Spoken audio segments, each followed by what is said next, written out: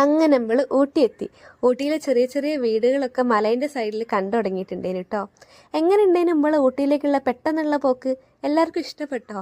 ഇഷ്ടപ്പെട്ടെങ്കിൽ ചെറുതായിട്ടൊന്ന് സബ്സ്ക്രൈബ് ചെയ്ത് കൂടെ കൂട്ടണേ.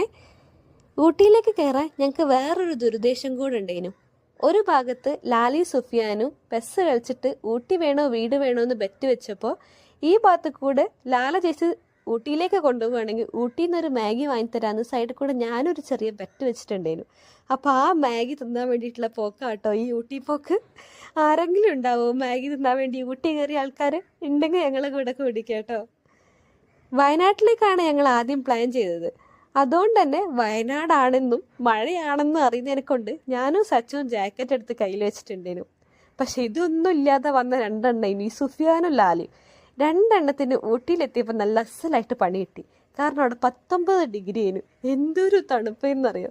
പിന്നെ ഒന്നും നോക്കിയില്ല, ഞങ്ങളൊരു കട്ടൻ കാപ്പിയും ചായയും അങ്ങോട്ട് ഓർഡർ ചെയ്ത്. കയ്യിൽ കൊള്ളാത്തൊരു കുഞ്ഞി ഗ്ലാസ്സിനും കാപ്പി തികഞ്ഞിട്ട് പോലില്ല ദുഷ്ടന്മാർ. പിന്നെ ഒരു മാഗി വാങ്ങി. സത്യം പറയാലോ, വായിൽ വെക്കാൻ കൊള്ളൂലേനു. ഇതൊരു മാഗിയാണോ? മസാലയൊന്നും ഇല്ലാതെ. നിങ്ങൾ ഞങ്ങളെ നാട്ടിലേക്ക് വരി,